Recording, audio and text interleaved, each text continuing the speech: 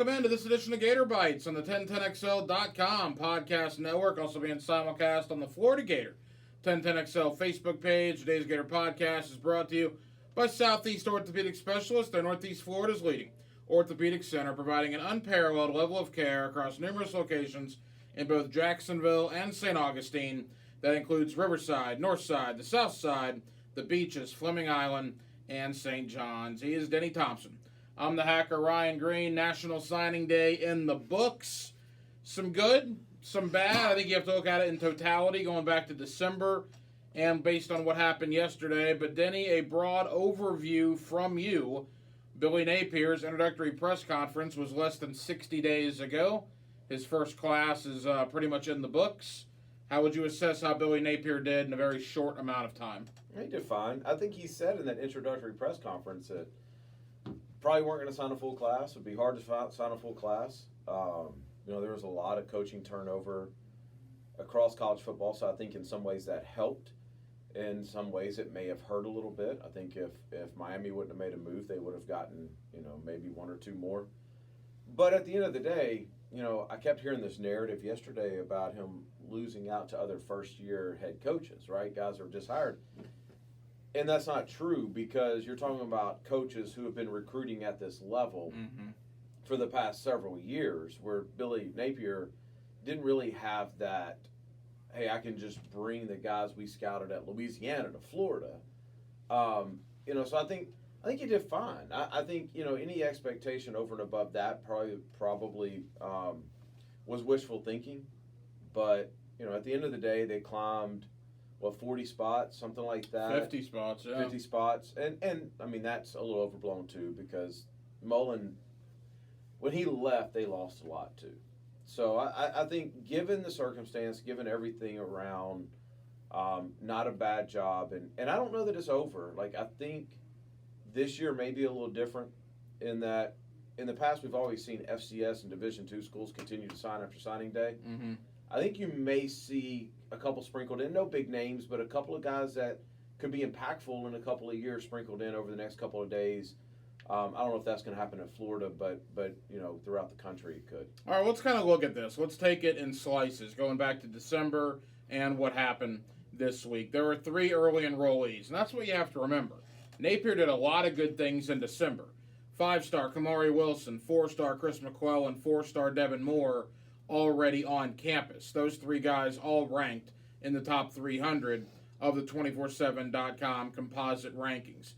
By the way, you lose out on Jacoby Matthews, a safety, last night. Well, no kidding.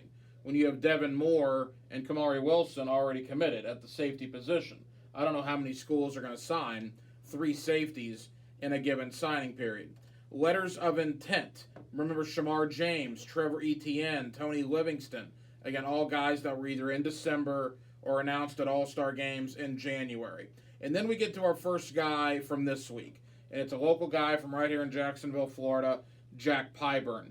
To me, Denny, and I'm curious your thoughts, Pyburn to me becomes the poster child, if you will, for why to wait. He was a Minnesota commit in December, decided not to sign in December, all of a sudden come into February, Auburn, Florida, and Miami all want him, ultimately commits to the Gators on Tuesday afternoon. Your thoughts on Florida getting Jack Pyburn and how it benefited Pyburn to wait till February to make his decision? I think it definitely benefited him, but I don't think I would take that route if I was another kid being recruited. It's risky. It is risky. It's not without risk, and you kind of know when you go into December way you're trending. I was at the Bowles Cocoa game, and PJ Fleck was there. So anytime the head coach, and they had another kid going to Minnesota, or that went to Minnesota. Yeah. Anytime the head coach comes down, you're pretty important to them, right? He's a good player. He's a good player, big kid. Bowles' weight program, development program is one of the best that there is around. He's listed at 6'3", 265. He's every bit of that. Yeah, he's every bit of that. I don't know. I only saw him once, so I don't know a whole lot about him, but the guys that I've talked to that have played against him have raved about him. So it's a good gift from Florida, and he said when he got the offer, it's his dream offer. So good for the kid. Well, we had Pyburn on XL Primetime yesterday, and I thought one of the things he said, and we threw it up on social media, and a lot of Gator fans responded to it. Billy Napier is the reason, and Mike Peterson and the staff is the reason he's a Gator. When Dan Mullen and the previous staff was there, Pyburn said, yeah, they kind of knew who I was, but they didn't really recruit me all that hard. And he even said it was going to be their loss. It was going to be their regret. Well, now wait a minute. Okay, hold on. Not on Pyburn, but Gator fans responded to this, reacted to this. Well, yeah, you saw like a 15-second piece of audio, and okay, so I just want to say this because to my knowledge, Pyburn at that time did not have Georgia or Alabama or Texas A&M or any of the big ones. Right? Yeah, he had Big Ten offers, Minnesota, I think, but Nebraska. I'm talking about the guys that Gator fans say we should be competing against in recruiting. Right. He did not have those offers, correct? Correct. Okay, so why are we getting upset if that's who we're supposed to be competing against about not offering a kid that they had an offer? Because it speaks to the narrative. You're 90 minutes away from Gainesville. Obviously, Billy Napier and Mike Peterson and the coaching staff now see something in Jack Pyburn. And and you're Dan Mullen, and you don't recruit Jacksonville. And Mullen did a terrible job recruiting Jacksonville for 4 years. What's up? Kirby recruits the tar out of Jacksonville. Did Kirby offer him? No, he didn't. Saban recruits Jacksonville. Did Saban offer? Right, but the narrative on Kirby and Saban are that they are good recruiters. The narrative on Mullen is that he's not a good recruiter. Listen, I think this kid's going to be a great player, and this is nothing against Pyburn. You're catching the ire of frustration from my standpoint of if you're supposed to compete against these schools, and then you can't. Like, you can't say, well, that's ridiculous that Mullen didn't offer this kid. Well, if he would have offered and he would have committed, been like, oh, we got another 3-star. You know, like, listen, there's a lot to this recruiting thing. Mm-hmm. One is talent evaluation. And 17-year-old kids, a lot can happen in a year.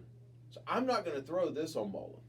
Like, Jack Pyburn probably put on 30 pounds since his junior year. Let me just throw this out there. Here were his offers leading into December. His offers were Minnesota. His offers were Georgia Tech, Louisville, Wake Forest, like Troy, Virginia. Wake Forest, Virginia, West Virginia. Right. And those were his offers. Right. That's Vanderbilt my point. as well. That's my point. And then all of a sudden in December, he plays a season. They make a run in the playoffs. Everybody goes, oh, wow, this kid's put on 30 pounds. He looks like a grown man. And so then Florida hops on him and Auburn hops on him and all that kind of stuff. But those offers you just said aren't the tier that Florida's at. Right. But this is not, to me, I think maybe we're talking about two different things. I do understand what you're saying. This is not about Jack Pyburn necessarily. This is about Jacksonville, Florida, and the surrounding area. Mullen just didn't get a lot of guys out of here. A lot of guys that probably could have gone to Florida, maybe should have gone to Florida, that left the state. Mullen did not do a good job in this part of the state. Yeah, I agree with that. I think recruiting has gone. To be fair, if you're going to compete with Georgia and you're going to compete with Alabama and all these guys, you got to be national. Wherever the talent is, you got to be. Yeah. And if you need to go get a tight end from Arizona and you've got to pass Jacksonville to do it, then you've got to do that. And I know Mullen got Elksness, a tight end from here, right, from Episcopal. And you got two Trinity kids last year, Barber and Burke. Right. So, I mean, it is happening, but I don't even want to – I love Jacksonville. I love football in Jacksonville. I think there's great football in Jacksonville. But the bigger picture is you got to go to where the talent is, whether that's California, Washington, D.C., Virginia, whatever it is, right? If that guy fits what you want, then you've got to go get him. And that's what Georgia's doing, and that's what Alabama's doing, and that's what Texas A&M's doing. That's what USC's doing now, is they're reaching outside of their area, and they're saying, well, we have 30 coaches, so we can still recruit our state, but we can also recruit California. And that's what they're doing. And they're going to get these guys. We talked about this. You look at the national championship game. The best player on Alabama's team, well, not the best player, but the Heisman winner is from California. Yeah. You look at the tight ends, which were the difference makers for Georgia, California, Nevada, right? Places like that. they're playing big parts in teams making big jumps quickly. And to that point, you look at Napier's signings yesterday, Pyburn here in Jacksonville, then you got Caleb Douglas, Missouri City, Texas. You got the big defensive lineman from out there in the state of Washington. Yep. Jalen Farmer, I want to get to him. He's from the state of Georgia. Miguel Mitchell from the state of Alabama. So they certainly... Quarterback from Oklahoma, spread the wealth. Yeah, right. All right, Jalen Farmer is the next one I want to get to. Now, Jalen Farmer, this did not... Because he was already committed to Florida. I don't think Gator fans realized how big of a deal this was yesterday, unless you really follow recruiting. Alabama came in on him late. Alabama got the final visit. He was in Tuscaloosa on Saturday, probably meeting with Nick Saban, meeting with that staff. Alabama was putting the full court press on this guy. For Florida to be able to keep Farmer yesterday, I thought was a very big deal and probably did not get the pub yesterday it should have. I agree. I think the energy that that Napier and staff has put into recruiting is the story out of this. It's not the ones that they lost. It's like Farmer here. And it's just the overall perception of when I go visit Florida, it's going to have the same energy that Alabama has, that Georgia has, all the schools that we keep mentioning because they're the best. Mm-hmm. Right? I think that's the big thing. And we talk about Mullen. We talk about how there wasn't that energy. He didn't like to recruit. Maybe he had guys that liked it, but he didn't like it.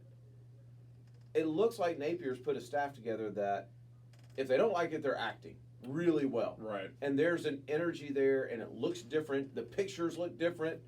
Everything looks different than what it did with Mullen.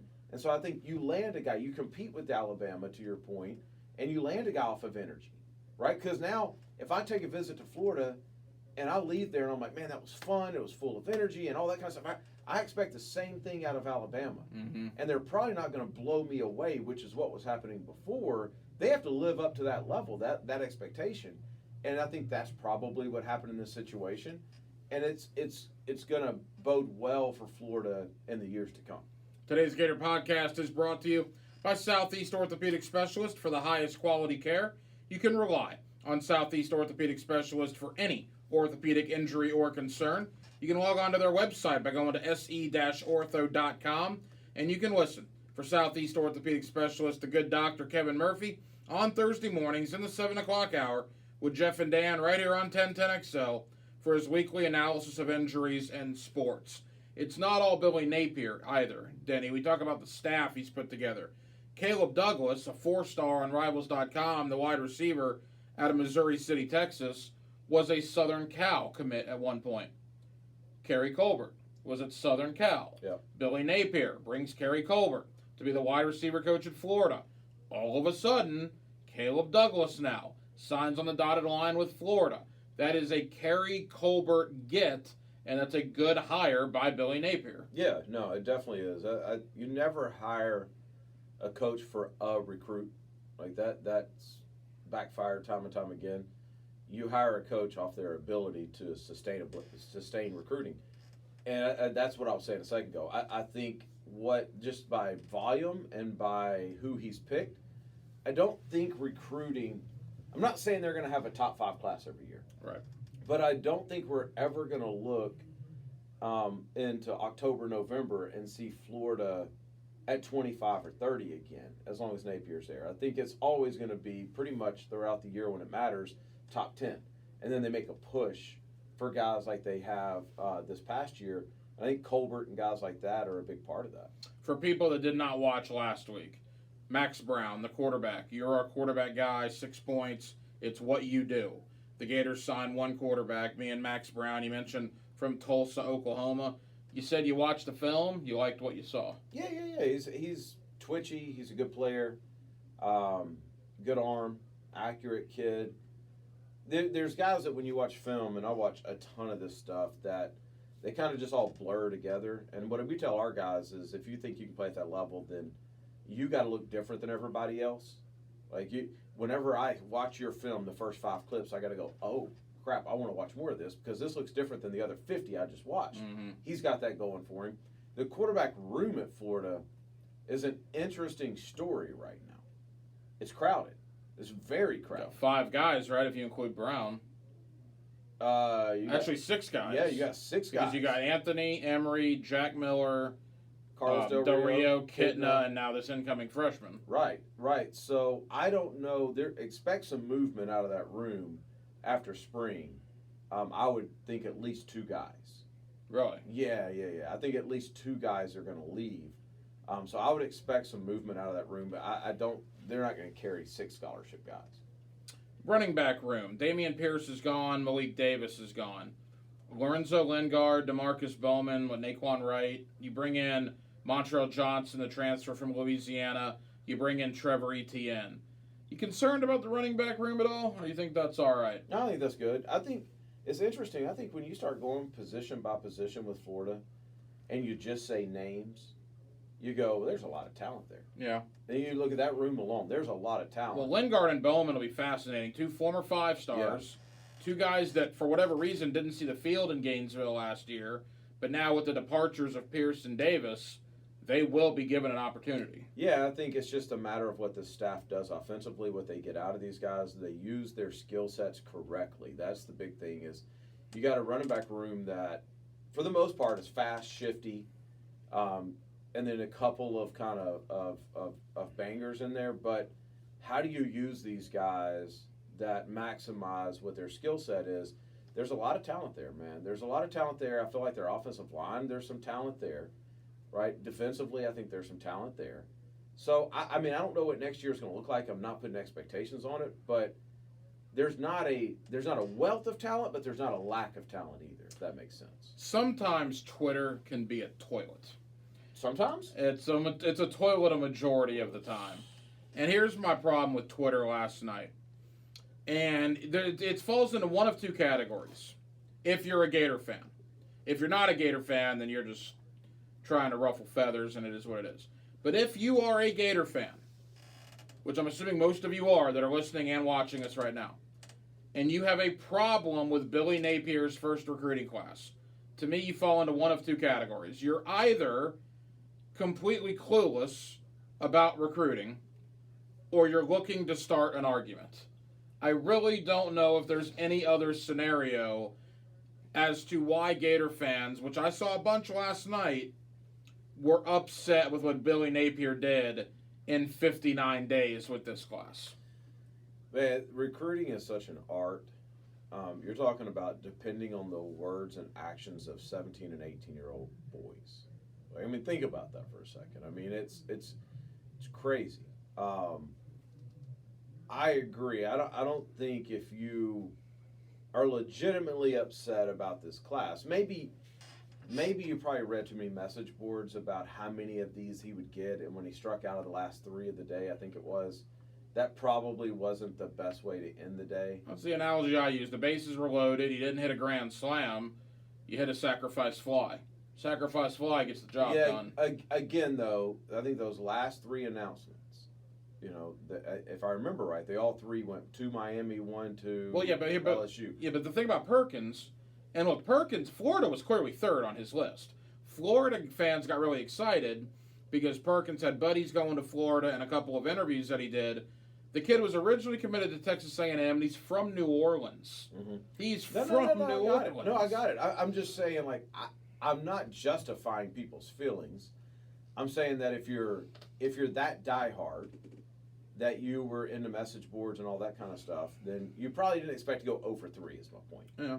And so I understand. I think, you know, probably a lot of those people that tweeted that woke up today, I was like, oh, okay, that's much better. You know what I mean? That's what I said. You give it a couple of weeks, and I think you'll realize Billy Napier, what he inherited. And I agree with you that there were some guys in place, but regardless, if you want to believe the rankings, Florida was 76th when Napier took the job.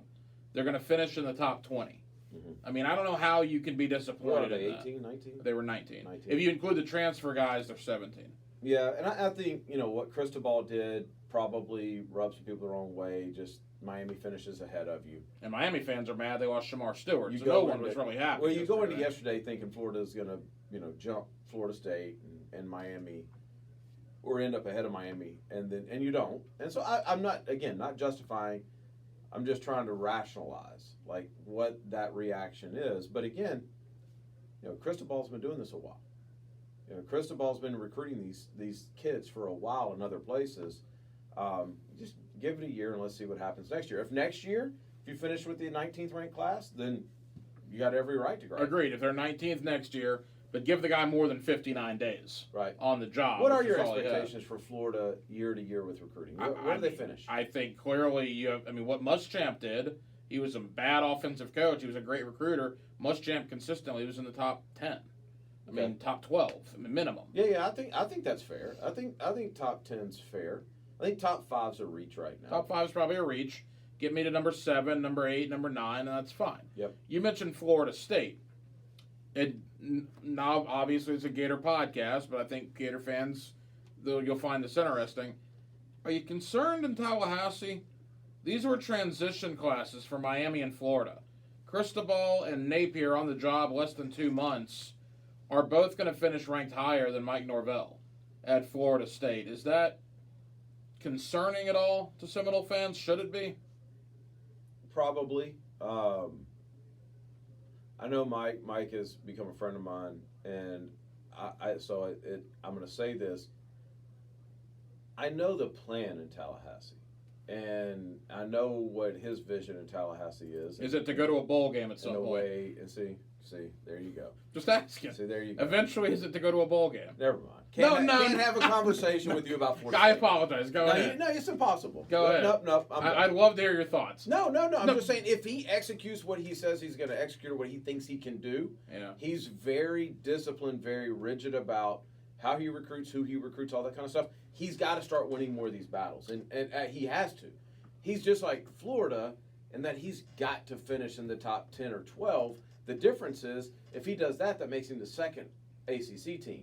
If you finish 10 at Florida, then you're probably 4th or 5th SEC. Right. So it's kind of a different grade scale, if you will. So I'm not overly concerned, because it doesn't take a ton of talent to compete in the ACC. You can have a top 20 class and compete. But at the same time, if I'm a Florida State fan, I'm going, it's been a rough 5 years. At what point do we turn this around, and what is it going to take to turn around? Is it the recruiting turns the play around, or does the play turn the recruiting around? Mm-hmm. That's the tough thing. I'll give Florida State credit in this regard. Again, their schedule came out this week. Duquesne, that's a joke, but Florida's had plenty of those. You go LSU, you go at Louisville, you're at NC State, you're at Miami, home games against Florida, obviously Clemson, Wake Forest. I mean, it, again, is a tough schedule for Mike Norvell. The only thing I'm focused on is that Florida State game moving to Friday, which I think is the most absurd thing that I've ever seen. And by the way, while we're on schedules, real quick, whoever is at Georgia Tech making their schedule, fire them. Because year after year after year, they play the hardest schedule in the league, in the country. Yeah. And they're not any good. They release their schedule, they're saying, like, what are y'all doing? Open with Clemson, you got UCF, you've got, like, I looked at their schedule, there's maybe 2 wins for sure in there. You mentioned the Black Friday game. I do want to get into that. Ridiculous. Today's Gator podcast brought to you by Southeast Orthopedic Specialists, the Northeast Florida's leading orthopedic center, providing an unparalleled level of care across numerous locations in both Jacksonville and St. Augustine. That includes Riverside, Northside, the South Side, the beaches, Fleming Island, and St. John. Some people tell me that I'm the oldest 38-year-old walking the planet. Maybe this is a get off my lawn moment. I didn't know 38-year-olds were allowed to wearing a Disney shirt, they tell you? Well, that's true. I am a Disney guy. But I'm a Disney guy at heart. But no, I am told that I am the oldest 38-year-old on the planet, regardless of you think so or not. But the point is, I hate, and I'm using the word hate here, I hate the fact that Florida State is going to be on a Friday night. To me, that is nonsense. It goes to show you where the programs are at right now. Florida and Florida State, my entire life, has been on the Saturday of Thanksgiving weekend. And I don't care if you think it's going to be, quote, cool to be on Friday night prime time or whatever other verbiage you want to use to try to make yourself feel better about this.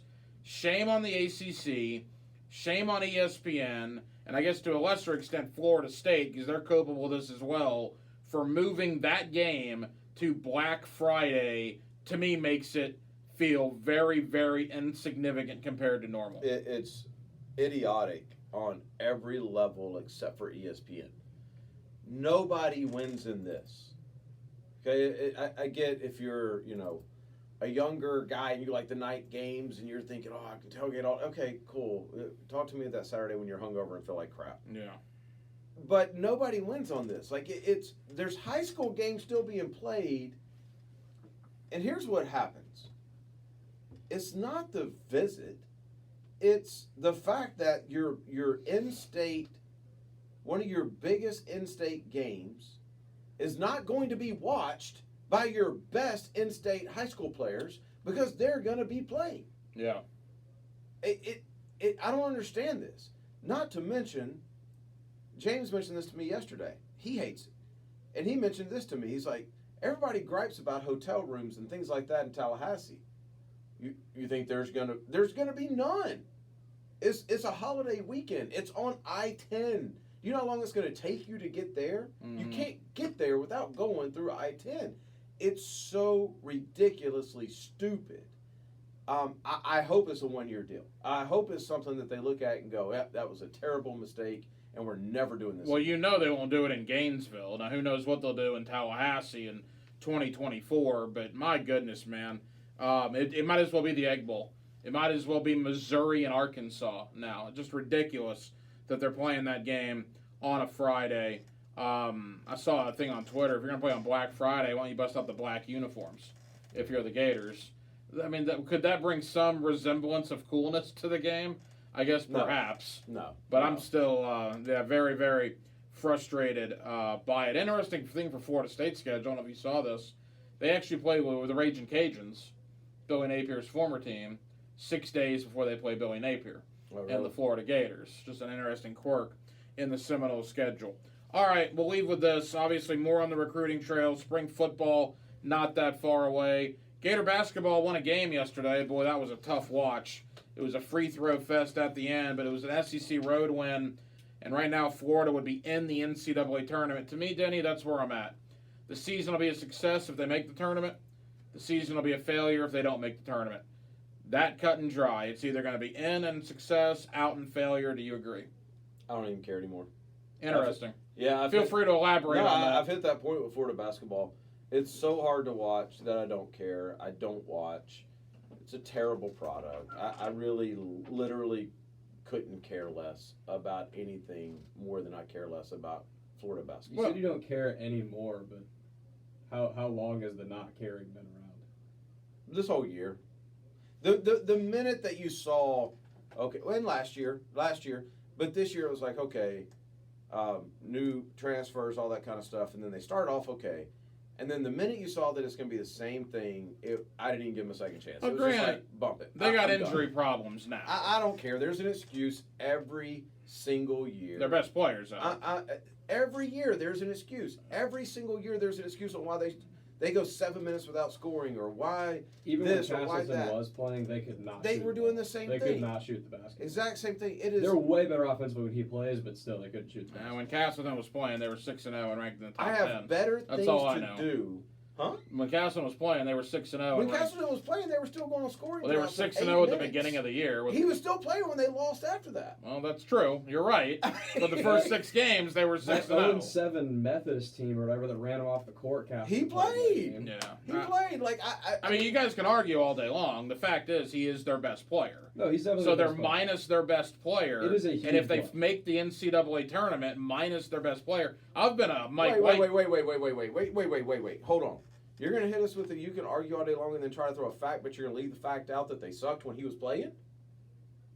You're just looking at the first 6 games? Well, no, wait. You're not going to look at those last? I don't think they sucked. No. They were an average team when he played. They've lost. They lost like 3 in a row when he left, and now they've won a couple of games in a row. Come from behind against Oklahoma State. Come from behind against Missouri. I have been very, very critical of Mike White, and I remain critical of Mike White. But if he makes the tournament without his best player playing half the year, you got to give him a thumbs up, at least for this season.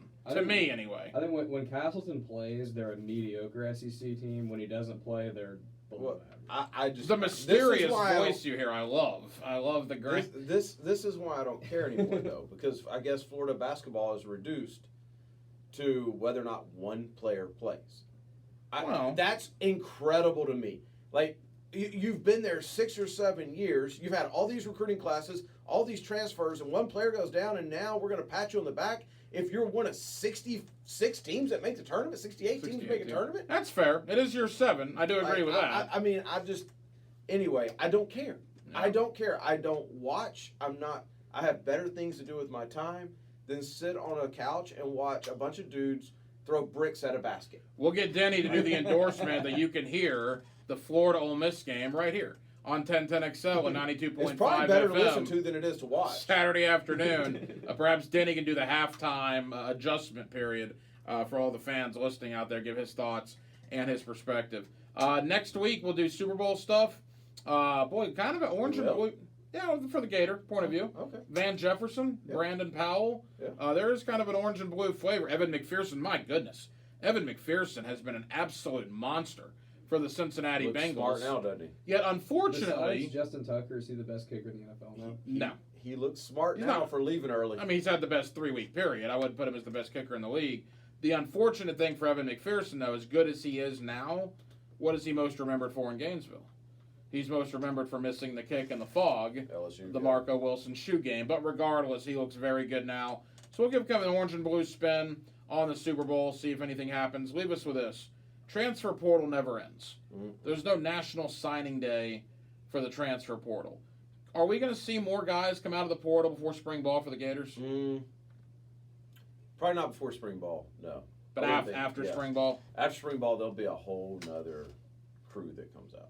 All right. Yep. He is Denny Thompson. I'm the hacker Ryan Green. Thank you for watching and listening to Gator Bytes right here on 1010XL.com and the Florida Gator 1010XL Facebook page.